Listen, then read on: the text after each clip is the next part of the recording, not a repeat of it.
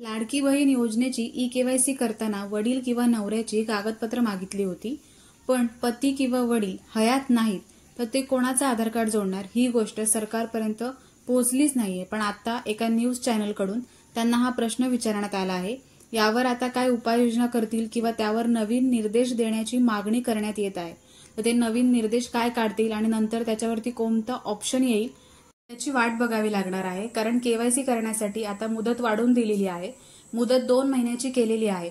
पण हा जो ऑप्शन आहे, ही जी अट ठेवले त्यांनी वडील किंवा पती यांचा आधार कार्ड क्रमांक टाकायचा आहे, ही जी अट आहे त्याच्यावर त्यांना काहीतरी निर्देश काढल्याशिवाय ते लोक केवायसीच करू शकत नाही। आणि खरं तर अशाच लोकांना केवायसी करण्याची आणि या हप्त्याची गरज आहे आणि त्याच लोकांना जे केवायसी करता येत नाहीये, त्याच्यामुळे त्यांना हप्ता कसा मिळणार, त्यांची केवायसी झाली नाही तर हप्ता बंद होईल प्रश्न आहे। तर तो प्रश्न आहे तो एका न्यूज चॅनलने त्यांना विचारला, तर त्याच्यावर त्यांनी उत्तर दिलेलं आहे। त्याची क्लिप मी पुढे जोडली आहे।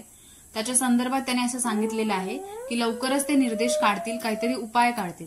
तर जेव्हा हा ई-केवायसी बद्दलचा हा मोठी जी अट ठेवलेली आहे त्याच्यावर काहीतरी ऑप्शन येईल, तेव्हा ते सगळे लोक केवायसी करू शकतील। आणि केवायसी करण्याची जी 2 महिन्याची मुदत आहे त्याच्या आत लवकरात लवकर हा जो निर्देश आहे काही तो ते काढतील, असं त्या व्हिडिओमध्ये तर त्यांनी म्हटलेलं आहे।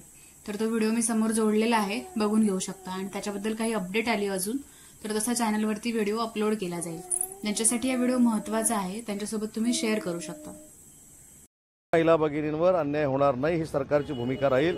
ज्या पात्र महिला भगिनी आहेत त्यांना मुख्यमंत्री माझी लाडकी बहीण योजनेमधनं काही जर अडचणी निर्माण होत असतील पात्र महिला भगिनींना, तर त्यासाठी सरकार नक्की पुढाकार घेईल।